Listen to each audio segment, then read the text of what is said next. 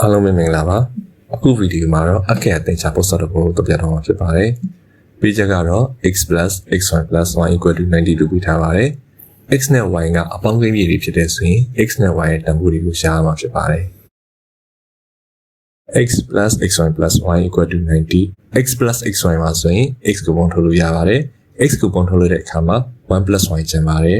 +y = 90ရပါတယ်တကယ်လို့ y ရဲ့နောက်မှာ +1 ရှိခဲ့ရဆိုရင် 1+y ကိုပုံထုတ်လို့ရပါတယ် equation ရဲ့ဘက်ကအချမ်းရောညာဘက်အချမ်းရော1ပေါင်းလိုက်ပါတယ်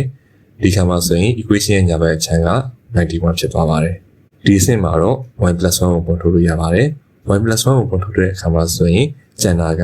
x+y ကျန်ပါတယ် = 91ရပါတယ်ပေးချက်အရာ x နဲ့ y ကအပေါင်းကိန်းကြီးတွေဖြစ်ပါတယ်ဒါကြောင့်မလို့91ရအောင်လို့ဆောင်းရင်းခွဲကြည့်တဲ့အခါမှာ၄မျိုးရပါတယ်1 × 91 91 × 1 13 × 7 နဲ့7 × 13ဒီလေးမျိုးရဲ့အစောပိုင်းခွဲလို့ရပါတယ် x+1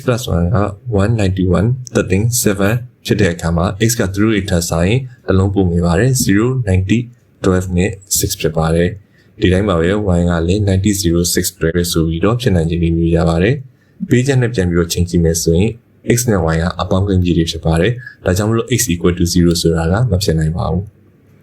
ဒုတိယဖြစ်နိုင်ခြေမှာx က90ဆိုတာဖြစ်နိုင်ပေမဲ့ y = 0ဆိုတာမဖြစ်နိုင်ပါဘူး0ကအပေါင်းကိန်းမျိုးမဟုတ်တဲ့အတွက်ကြောင့် x 0နဲ့ y 0ဆိုတဲ့အဖြေတွေကမဖြစ်နိုင်ပါဘူးနောက်ဆုံးနှစ်ခုပဲကျန်ပါတယ် x က12ဖြစ်တဲ့အခါမှာ y က6 x က6ဖြစ်တဲ့အခါမှာ y က12ရပါတယ်ဒီမိကုန်းရဲ့အဖြေကို x, y အနေနဲ့ရေးရမယ်ဆိုရင်